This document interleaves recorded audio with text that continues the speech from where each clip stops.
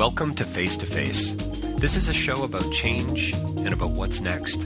It's a show that wants to ask questions, peel back the layers of our average everyday experience, and go beyond scratching the surface. We interview amazing people with incredible ideas and stories who have done wild, weird, and wonderful things.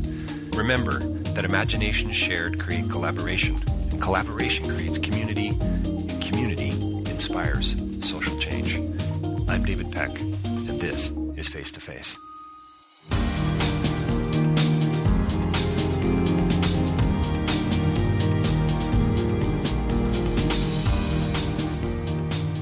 So my next interview is with Joey Klein. He's an actor, he's a writer, a director, Canadian filmmaker. We're here today to talk about his new film, Castle in the Ground. And we had a great time.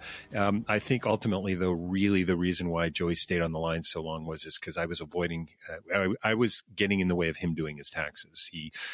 We call back to that several times just to provide a little context for you. This is a brilliant, beautiful, tragic and deeply moving film. It's about relationships. It's about being vulnerable. It's about a global embrace. It's about community and about stepping into getting well together. How does that sound? I hope that's okay, Joey. But we touch on a lot of things. It's about the opiate addiction. It's a film that takes place in Northern Ontario, and that's important for a lot of reasons. So stay tuned. Make sure you find the film. It's online. It's Apple, Google Play. It's Cineplex, Bell, Rogers. It's in a lot of places. It's available around the world. And as Joey says, this film, Castle in the Ground, it's for him. It's about bearing witness, and I think that's the sort of the challenge to all of us, really. And as Roger Ebert said, movies, film, story, empathy making machines. And this is what Castle in the Ground for me was really all about vulnerability and being open to others, and about being collaborative and a sense of community and sense of relationship. There's a wonderful scene, many wonderful scenes with a relationship that mother and son create together, Alex Wolff and Neve Campbell, and very touching, intimate portrayals of why others matter and why we're all in this together. Wow, it sounds like I'm already getting up on a bit of a soapbox. I hope that's okay. And please do stay tuned for this interview coming up with Joey. We had a lot of fun, but we also got into some real work as well. Don't forget davidpecklive.com for more information about my writing and my speaking. That's probably going to be a little bit on hold for the next little while with COVID and so on in the air.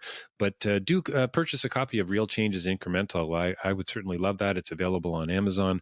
Don't forget face2facelive.ca for a whole host of other interviews and trying to get more in the moment now with my films and my reviews and the people that I'm interviewing, so that you can access those right away. And there's a sense of urgency around hopefully seeing the film. Hot Docs coming up very soon as well. Face2facelive.ca. Sign up for the newsletter. Share it with a family or a family member or a friend, and please social mediate us. And if you can, you can support us financially through Patreon, which we'd love. We've got a few supporters there, not many at all, by the way, but that'd be awesome. And then also, if you could leave us a review on iTunes, that would really go a long way. We're slowly getting a few there, and it's the way you get noticed, unfortunately, in this digital crazy world that we live in. And you can also advertise with us as well. So please reach out to me. You can do that online, david@sochange.ca. You can advertise in the interviews themselves. You can advertise on our site. We're getting hundreds of thousands of unique visits a month there. And you can also advertise in the newsletter. So reach out if you like. And don't forget to rabble.ca, News for the Rest of Us. It's a platform, a Canadian platform where my podcast Face2Face is hosted, and so many other writers, bloggers, and thinkers, journalists writing about news for the rest of us. So stay tuned. Coming right up, I know you're going to enjoy this interview with Joey and the film as well. Castle in the Ground coming right up. Well, welcome to Face2Face. We're joined by a very special guest here with us today, and unfortunately, we can't be face-to-face. We're still working our way through this COVID crisis. We've got director, writer, actor Joey Klein here to talk about his new film, Castle in the Ground. Joey, thanks for joining us today. Thanks for having me, man. Pleasure. Yeah, I've been really looking forward to this. First of all, I just want to say right out of the gate, congrats on the film, and well done. I mean, you got to. I mean, I know the film's been out for a while, but yeah, I just wanted to say that right out of the gate before we stepped in. I loved it. Am I allowed to say that I love this kind of a film? It's pretty. It's at times kind of dark, right? Kind of challenging. I mean, as the person who made it, I certainly appreciate. If there's just noise for a second, my apologies. I'm just closing a window. Just so we can, No worries. noise.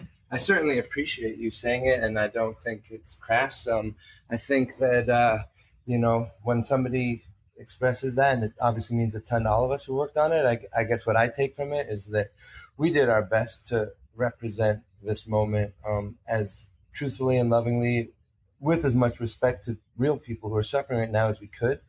And, I understand that not everybody wants to watch a film, excuse me, that, I guess people would call quote unquote heavy or something. Right. Especially right now, it's maybe some people are looking more for escapist fare, and that's understandable. But when you say that, it means a lot to me, because what I take from it is that you watched it with an open heart and responded to what it's about, because I guess on a level of something like this asks us all to bear witness, because people who are suffering from addiction are even more vulnerable right now in this pandemic. And of course it's difficult for all of us, and we all have a right to be tired or anxious or depressed, but all the people that were vulnerable on the planet before are ever more vulnerable, and when this does finish, they will still be, including people suffering from addiction. So I just take it to mean that you were open to what we were trying to do, and it means a lot.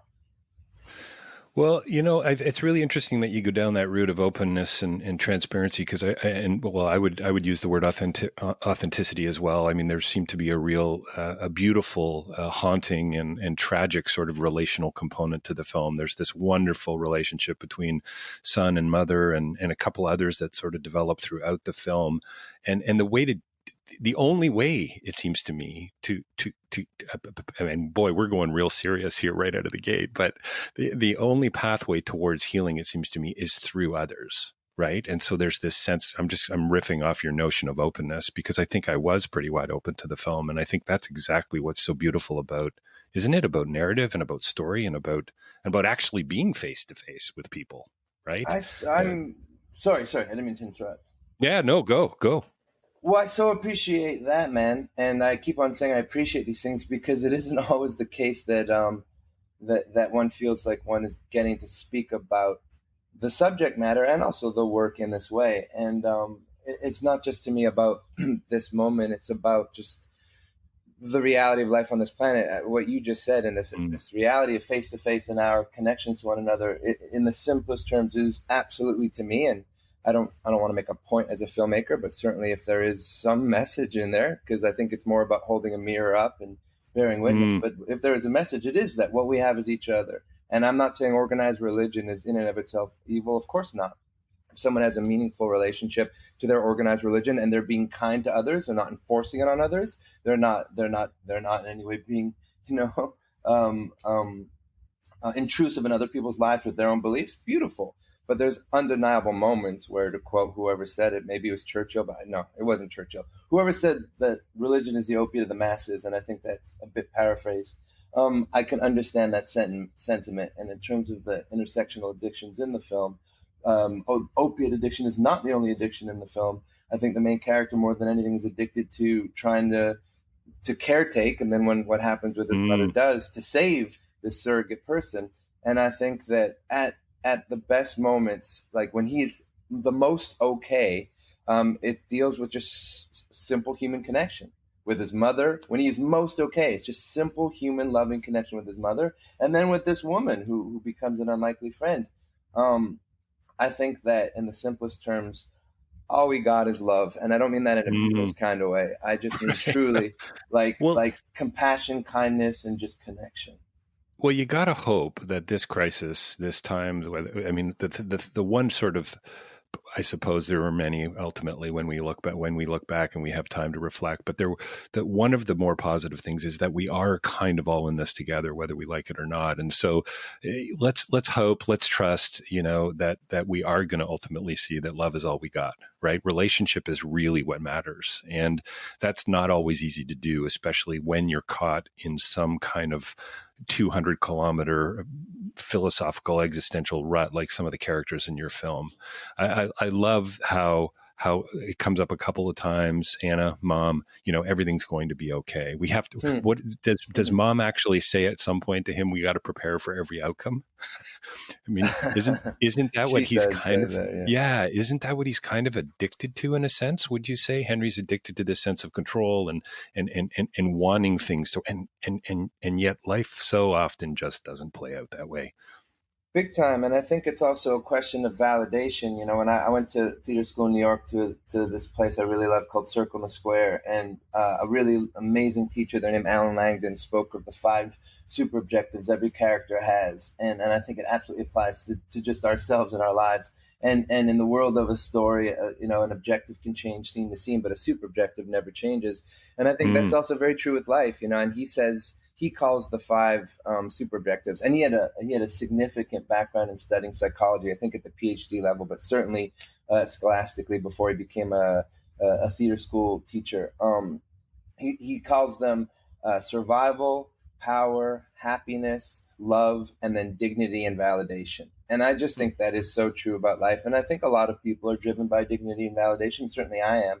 And I think that Henry is just driven by the purpose and the meaning of taking care of his mother and basically being the reason she will get better. And he does this thing that I think, unfortunately, we do a lot in life where he just starts to drink the Kool-Aid of, as you say, what he can control. And I'm not going to school until you get better. And there is just a lot of, sorry, I'm a bit tired this morning, but I guess you just have to call it denial or we got into this moment in time on the planet because we couldn't look at what was true. People, including Bill Gates on a TED Talk, said something's coming. There's very fine books written by very fine people that made it clear something was coming. But I think it's called availability heuristics or availability bias. We can't deal with something we haven't experienced before if there's something else that we have to deal with that we have. And I think that Henry understandably gets addicted. Oh man, speaking of human connection, I really have to figure out how to turn off Siri on my computer because I just said Henry to you and then Siri went, And I totally didn't ask you for anything, Siri, so you can chill out. Don't worry about it. That's hilarious. That's an opening line for something I didn't ask you for anything, Siri. Yeah. But that is definitely going to be the mantra for the rest of my life until I perish. I didn't ask you for anything, Siri, or whatever the Google lady's name is. Oh, there she is again. And nope, you're good. Don't worry about it, Siri. We'll have to mic Siri next time around. Next conversation, we'll get her a mic for sure. Yeah.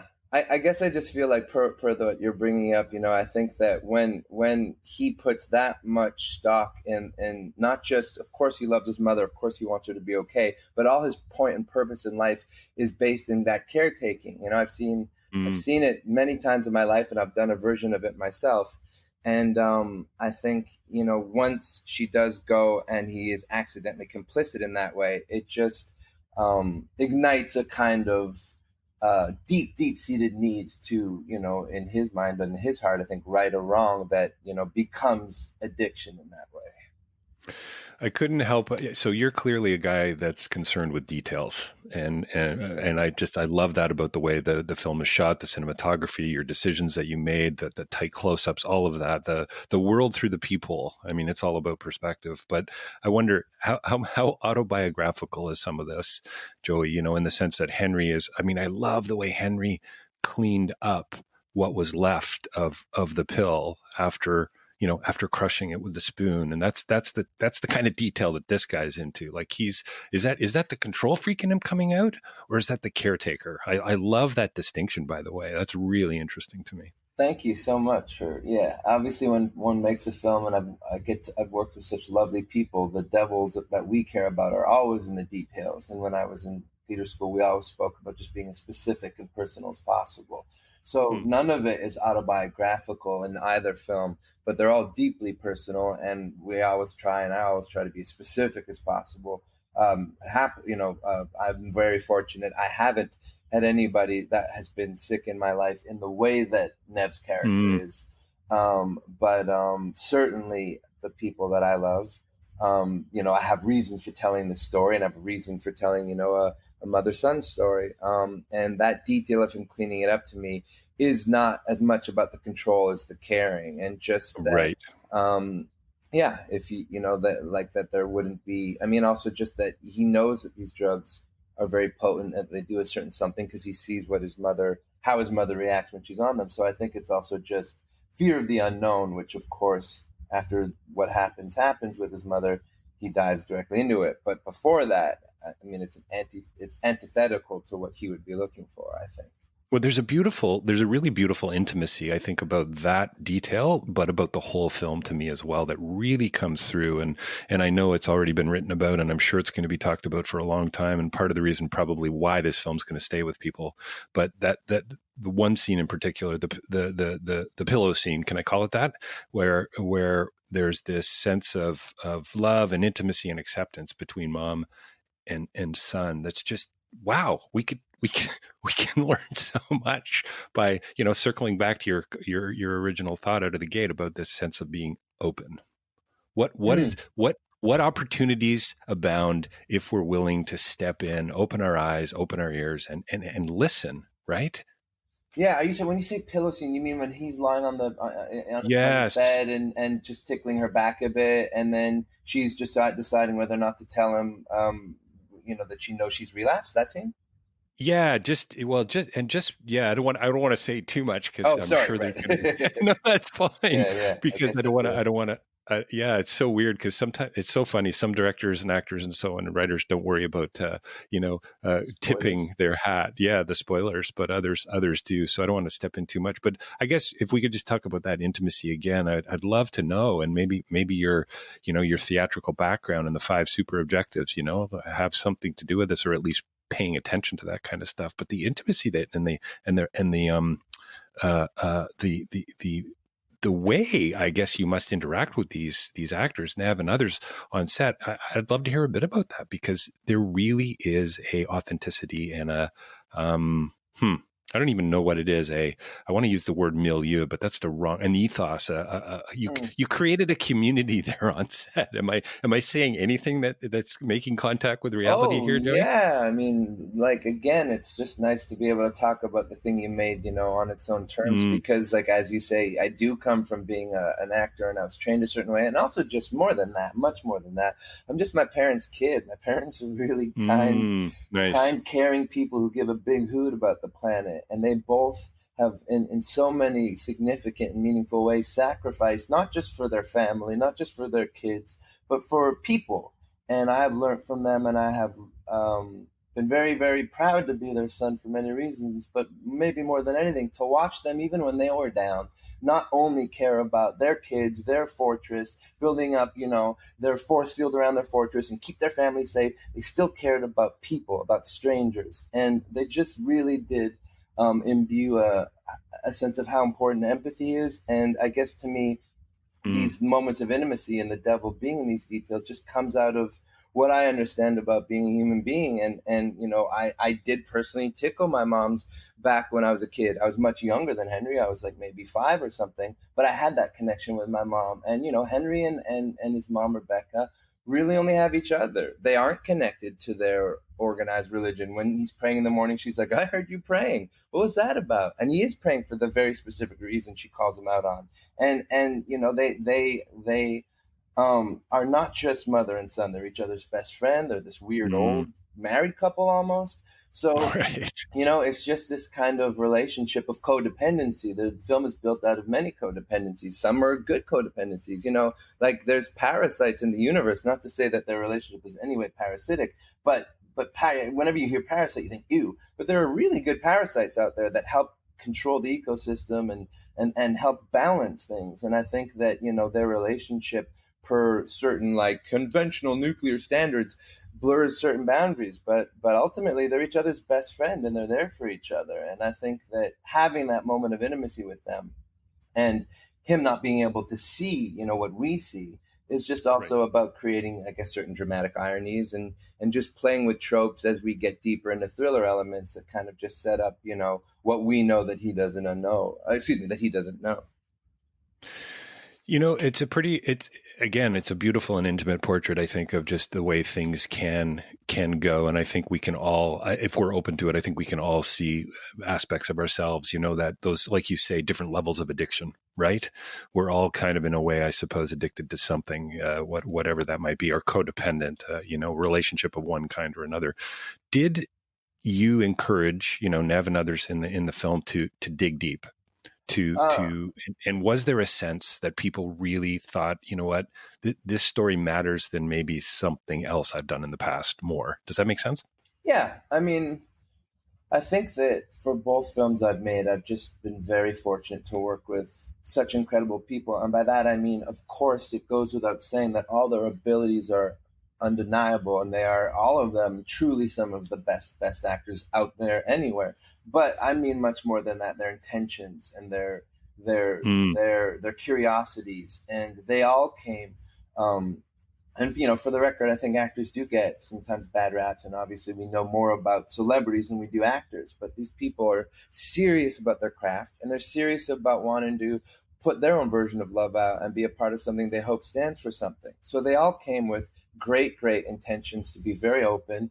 And I was doing a French interview. My French isn't nearly as good as my English, so the best way I could put it quickly when asked something like this was that none of them come in at 0, and then it's our job to get them from 0 to 60. They all come in at 200, at 4,000. Like they're open and they're available, and they're professionals who have their own process. And so it was, working with them was a joy, because it was like some soccer manager, having the best players in the world. And when you come to strategize and to figure out formally how we have our best game, you're not teaching them how to kick a ball. They know that already. And so certainly there was a lot of collaborating constantly, which sometimes is remaining very quiet and being very respectful of lovely actors, doing some takes of difficult work and doing work that costs them something. But I would never say that on set it was not exactly like, we were always holding on to some dark thing in between takes. That would be, to me, the death of being creative and the death of trying to work on something like this. By no means were we also kind of cracking jokes. It was just a respectful, quiet atmosphere, which I'm very, very, this is the most important thing to me if I'm making a film, that beyond the actors, that everybody just finds a way to work respectfully, so that the playing space for actors is neutral and quiet. And I have lovely grips, gaffers, electrics that I've worked with before, and they all have started to work in this way. We're all in this dance together, and we're whispering a lot just to let actors prepare for these really tough scenes. So a family and a kind of ethos was built out of just everyone's good intentions.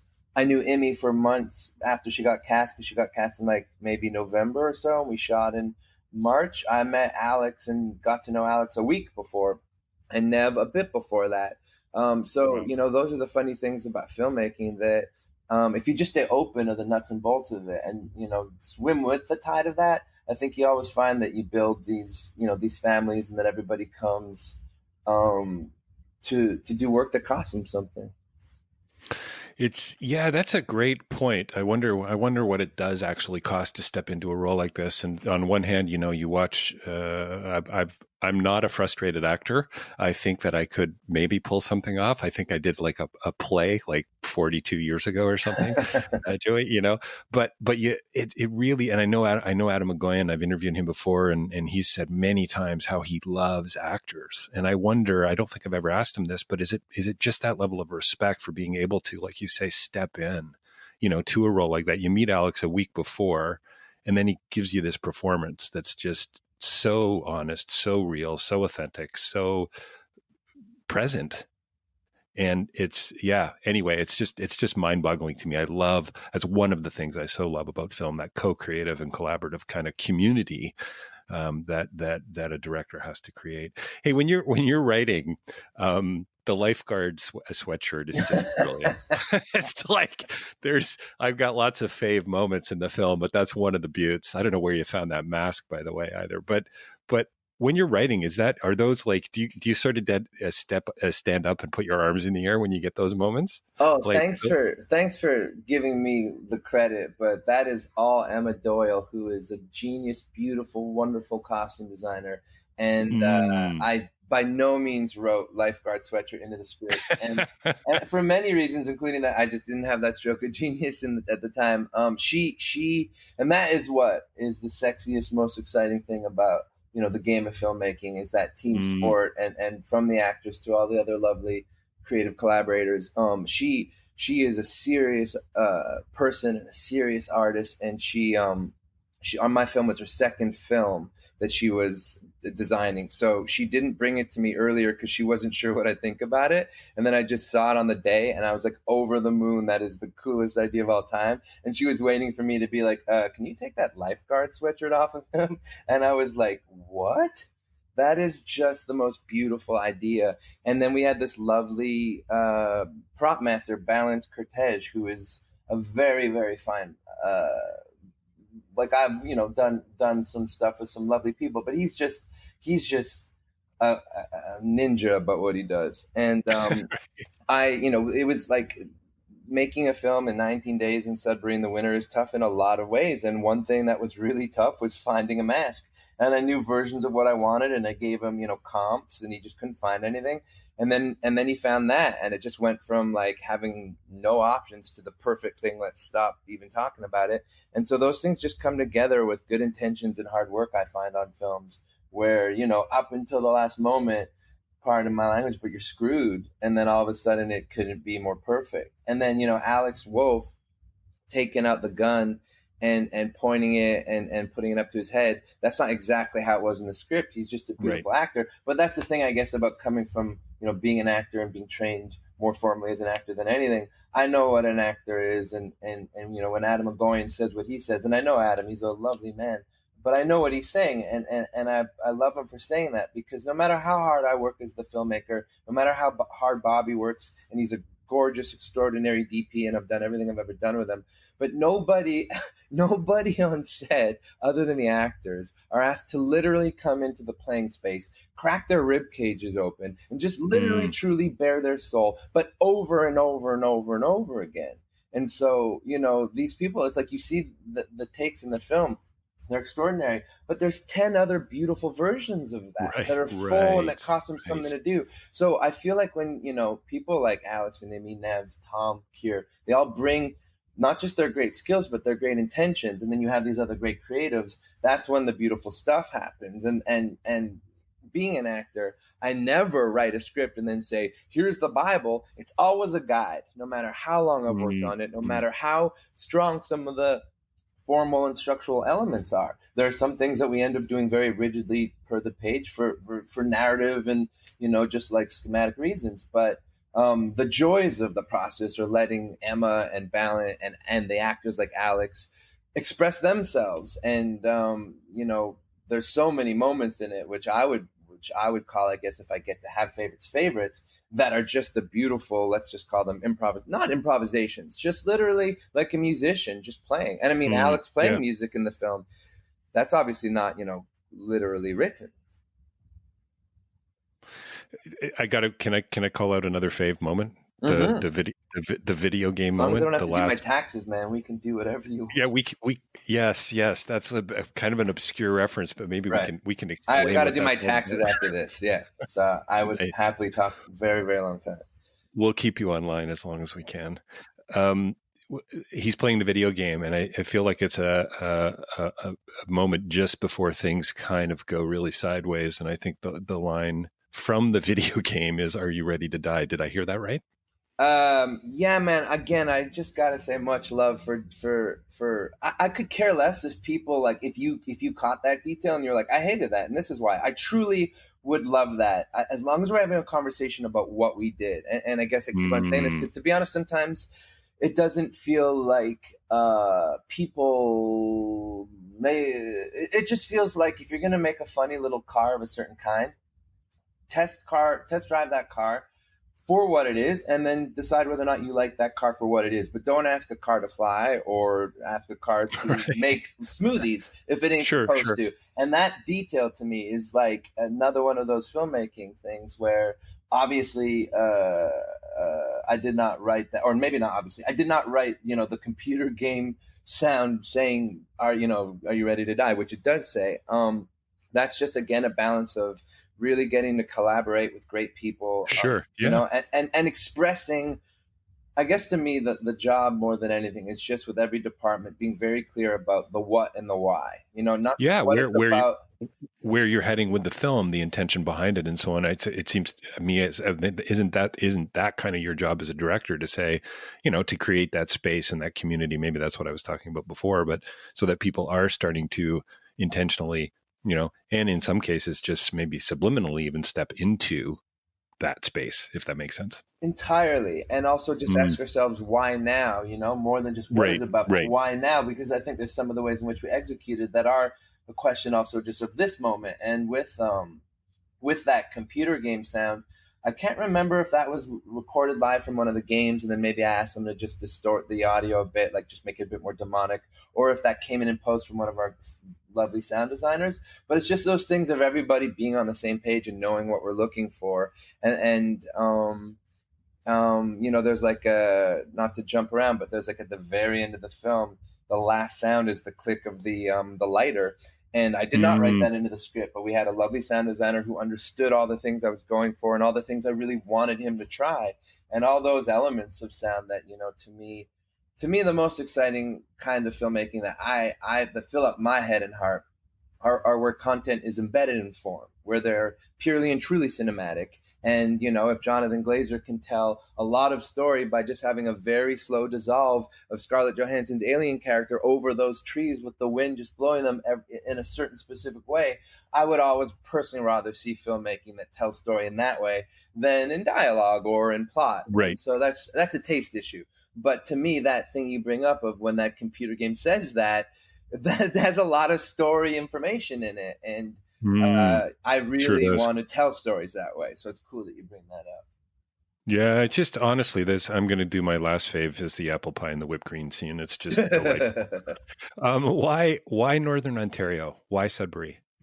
Well, for sure, just to be completely honest and clear, again, I didn't write into a script, this has to be Sudbury. It's more that we understand how we make films. Like I know where my funding is going to be coming from, and there's an amazing fund called the North. I mean, they're all great. They're all amazing. Whatever the problems are with our system, we have a system, and we're very fortunate to have it. And it's not a popular or cool thing to say, but actually the funders are amazing. Like when you get to know them per each place, it's not, bureaucratic, endless mazes. It's people who give a big hoot about art and filmmaking, and it's actually cool. Much better than you think it would be. Nice shout out.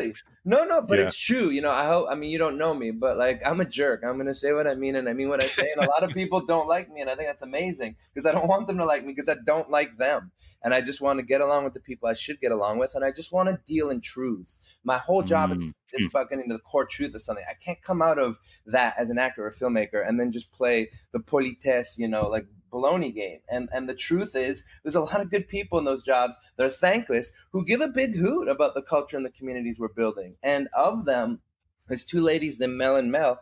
I think it's Melissa and Melanie, but I might be getting that wrong. But we call them Mel and Mel, and they're at the NOHFC, and they give a good amount of money for us to go up to the northern part of Ontario and shoot. So they incentivize us to go. And then I've been there before because I acted in Through Black Spruce up there. And so I knew a bit about Sudbury and knew that I just thought it was a lovely place to shoot. And when we location scattered and when I just did a lot more research, it just became very clear that tragically, as all the small towns across North America are, Sudbury is really suffering from, in the midst of the opiate epidemic. And I just think it's abhorrent and foul to go up there as a filmmaker, use their resources, have the benefits of being up there per getting the film made, and then just say, oh, no, it's not bad enough for you folks up here. So this is Chicago, or this is small town America. Right.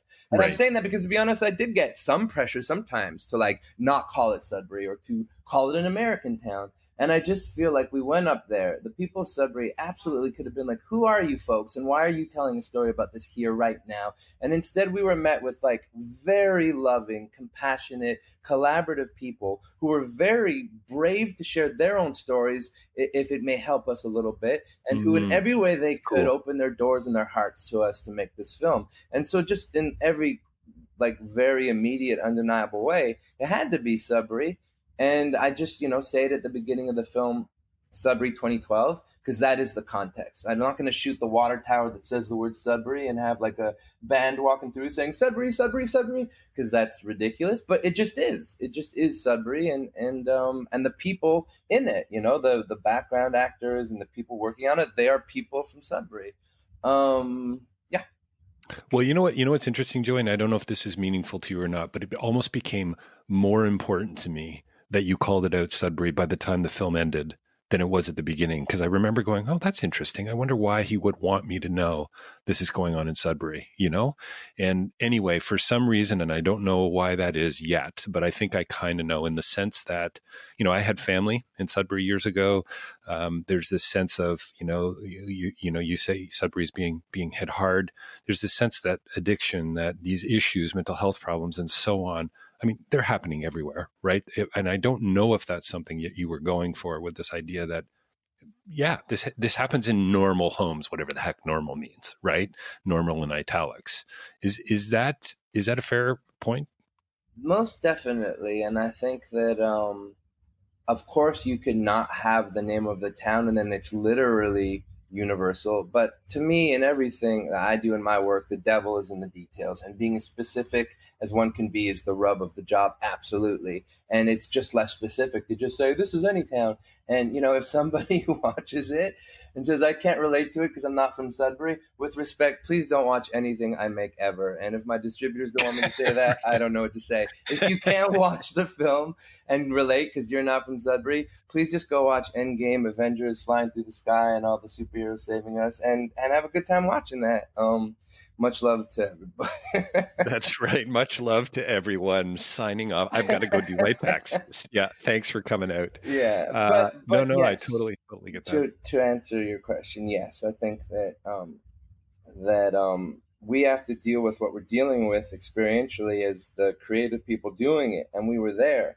And people, like I said, when I say people were brave, what I mean is like a gentleman shared a story of how his son died, and there was an amazing lady on our film that shared a story of how her brother died. And I had no idea until a certain point that they were father and daughter, and they're talking about the same boy. And people, I understand that this subject matter is hard, and there are other films about addiction, no question. Some of them I love very much. The thing is this is about this moment that is still happening. And when we come up from this pandemic, which is a really hard moment for all of us, it's still going to be happening. It's still going to be there. The planet has called these people suffering from addiction for a long time junkies. And I just hope at a certain point we can turn a corner and say, wait. We don't call people suffering from mental illness loonies. That is not acceptable. There's all kinds of ways in which we finally come up for air in the sea change moment and said, that was abhorrent. We may not behave that way. Yet people suffering from addiction are still junkies who are just making bad choices. And that is fallacy. It is inhumane to say or to think. And I don't dream in Technicolor, but per putting it in Sudbury where it is happening, and ask people to hopefully just bear witness a bit, maybe we can just be a little bit more aware of what's happening to our neighbors. They may not be our literal brothers and sisters, but their lives do matter too. Well, and there's a sense in which we're all vulnerable. And I wonder if that's going to be one of the more positive, and we chatted briefly about it, outcomes of the pandemic. And I've been doing consulting work for years, Joey, in international development. And so I've been able to travel all over the world and been into some pretty challenging places. One of my favorite places in the world, as my listeners will know, is Cambodia. And so you see, the effects of diarrhea or, malaria, these types of things that we just so take for granted, right? But it's this, anytime I ever get on the ground, which now may be quite a while before I get back on the ground again, overseas in the global south, but every time it's just this reminder, wow, wow, we're all in this together. We really are all vulnerable. And this is what I love about Castle on the Ground. For me, the fact that you rooted it in Sudbury, that it's so sort of normal, that this can happen to anyone, that Alex is a control freak. And I think, doesn't he crush the pills with the hammer? I mean, so yeah, he does. He does. It becomes Nietzsche. I just smiled as soon as I saw it. Nietzsche. I studied philosophy for years. Nietzsche, in Twilight of the Idols, he said the subtitle of the book is How to Philosophize with a Hammer. And here we got this guy. And the whole idea, Joey, was that, we got to test everything, right? And so here he's crushing the pill and then cleaning it up and the care, and yet he too is vulnerable and he steps in. I mean, it's heartbreaking, and yet at the same time, it has to be a step. Sorry, man, now I'm on my soapbox here, but has to be a step towards healing. And Anna says at the end of the film, and we're getting close to wrapping it up, I guess, but she says, I just need to get well. And oh man, I've tears in my eyes, man. So anyway, I don't even know where I was going with that. And thanks for your patience for listening, but the vulnerability of it, is just, that's gotta be key. Well, yeah, I mean, thanks. I appreciate. I'm very happy to listen to your soapbox, because I think we maybe are a bit aligned in terms of what, where our hearts are, where our heads are, and and Joey, you've said it several times now. You've used the phrase "bearing witness." I love that, man.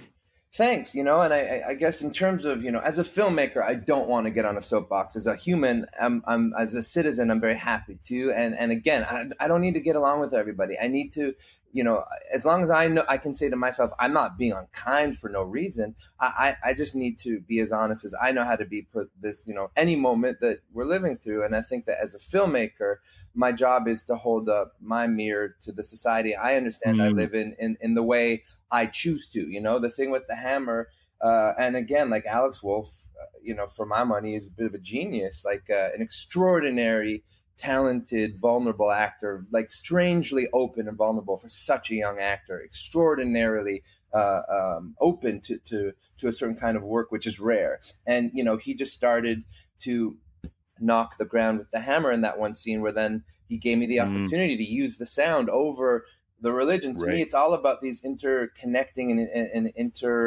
and not interstitial, but the interactivity of the different kinds of addiction that maybe are getting their hooks in us and not maybe getting us more well on this planet. And it, again, like I said, it ain't just about the opiates. So I do. Now I'm on a little bit of a rant, I guess. And I want to be clear to our listeners: the film is not preach. It wasn't to me anyway. Thank you. I don't want to preach to anyone. Yeah. I just want to ask. Look, we did a lot of work all together and a lot of research, and then just I have the privilege. My father was a doctor who for 40 plus years worked with people suffering from addiction. And I have my own ways in which in my life I've been exposed to people suffering from opiate addiction. So there's different kinds of knowledges I have. And I understand what it's like to be addicted to caretaking the way Henry does. So, there's just different ways of points of entry per the work we did. But I guess I feel like it's happening on the planet. So we do need to look at it. And, per what you say with we're all in this together, and Dr. Sanjay Gupta is saying that on CNN, and Madonna is saying it. I mean, when you say it, I take what you mean. I understand what you mean. When Dr. Sanjay Gupta or Madonna says it, I got to be honest, I kind of feel like they're saying we weren't in anything together ever before. We were just getting up insanely exponentially richer and richer and richer, while you are gonna, basically be subhumans. We'll be superhumans. We'll be immortal. You'll be extinct. But now you can give us this thing which might kind of get in the way of our plan. So we're all in this together. And I just feel like, wait, but we share the planet. Ain't we literally in everything together all the time? Even if you don't like human beings, just for your own sake, if you're kinder to people. If we believed in safety injection sites, we would save lives. Even if you don't want to save a person's life in any way, your taxes will benefit. You will end up spending less money because the penal system and the health system take a lot bigger hits than if we had safety injection sites, showed these people our humanity, and gave them safe spaces to deal with their illness. And I know now I am preaching, but this ain't a film. This is me, so I'm okay with it. Right. I think if we... Yeah. Yeah, sorry. That's what I have to say about that. Oh, it's all good, man. I love the passion, and you know what's so beautiful is I'm gonna say a guarded sense of your passion comes through in the film, and it comes through in the performances, man. And that's a huge. I hope you take that as a huge compliment for what it's worth, coming from a guy you've never met before. Oh, But seriously, man, like, because this is, I truly believe, as crazy and overtop as this may sound, I mean, the way we're going to change the world is through story. It's through narrative. I mean, Richard Wagame's stories are meant to heal, through Black Spruce, by the way, brilliant film. Loved it. Interview done.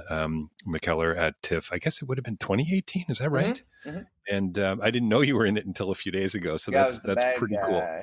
That's pretty cool. Yeah, you got to love that. So anyway, I really do think that, at the risk of overstating, it's through time and layers of this kind of storytelling that is going to make a difference in treating people, like you say, as human beings. I really would like to keep you from your taxes even longer.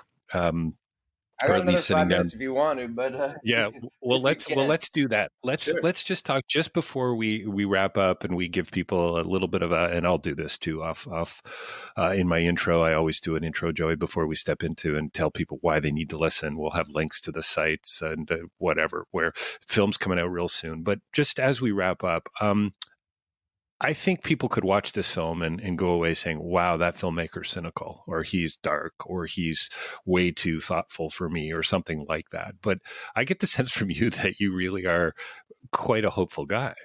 That we can turn the corner, that we're not surrounded by darkness. We're actually surrounded by life. And I want to validate that. And I think that's what I got from the film. I didn't go the other way at all.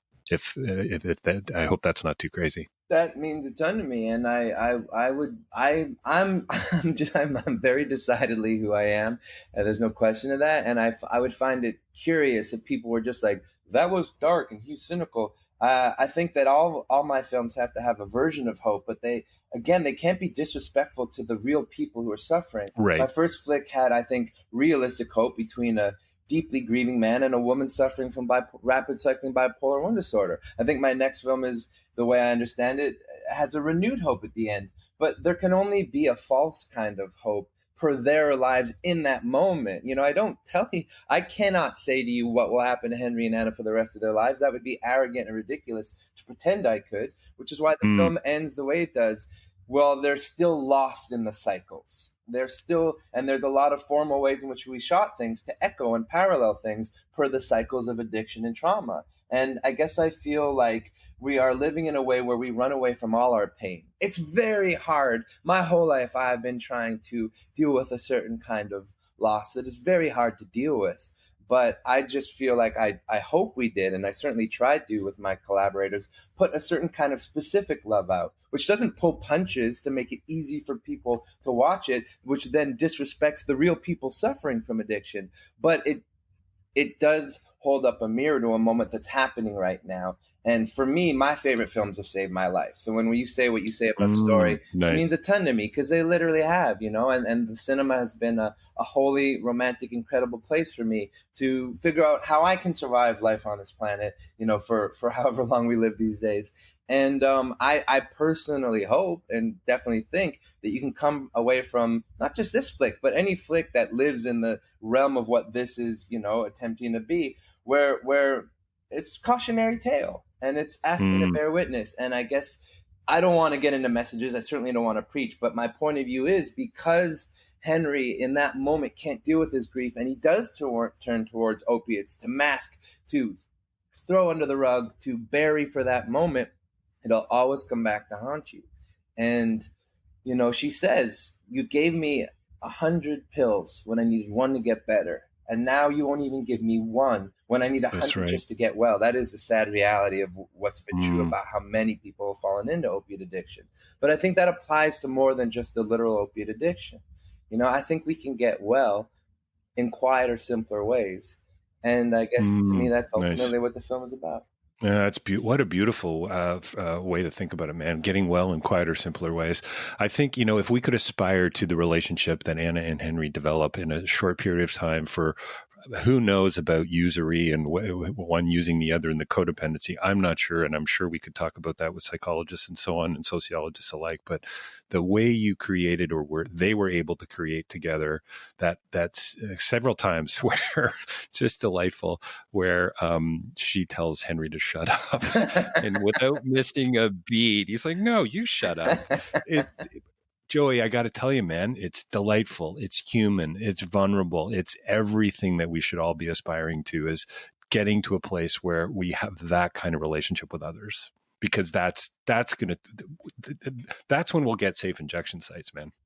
Well, I really appreciate that. And thank you for bringing that back, because I mean, at the end of the day, as maybe stories can, for me, art has definitely been transformative for me, for mental health, for excitement, for intrigue for the rest of my life in terms of what I could jump into. And I think that if there's any world where it can also just promote a kind of empathy, where maybe we can come out of this moment and ask ourselves that specific question, because if anyone is curious, a way you can definitely have a say, maybe this isn't the moment, unfortunately, because of the pandemic, but there will be a moment where we can put pressure on our MPs again, as we hopefully were before this moment. Safety injection sites will save lives, and it'll change the face of how our country is dealing with this epidemic.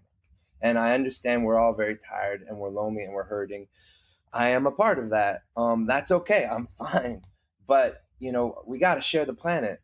And that is one thing that hopefully, our stories can do, is actually inform then how we live outside of sitting in the dark theater or our dark bedrooms and watching the stuff. We got to share the planet. Nice. So I can't tell you how great it's been hanging out with you online. I look forward to meeting you face to face. Maybe we can do part 2 down the road, or your next film, or maybe go back and visit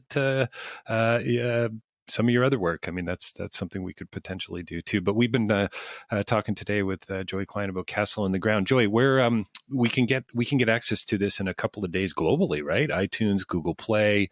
It's kind of pretty much available everywhere. Is that right? Mm-hmm. Tomorrow it comes out VOD, video on demand, in Canada and the States. In Canada, it's Bell. I'm now just literally reading from a note I made myself in an email that I won't send to anyone ever. Bell, Rogers, Shaw, Telus, Cineplex Store, Apple, and Google Play. Definitely iTunes will have it.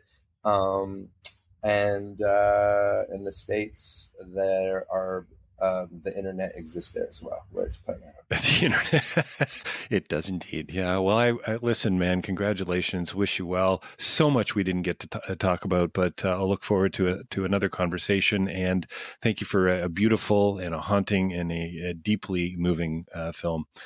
We've been talking to Joey Klein today about his new film, Castle in the Ground. Joey, thanks a bundle. Sorry I couldn't hold you off from the taxes any longer. Well, it was a pleasure. And I'll figure out something else to do right now so I don't have to do my taxes. There you go. Talk to you soon. All right, man. Take care. Thanks very much. Bye-bye.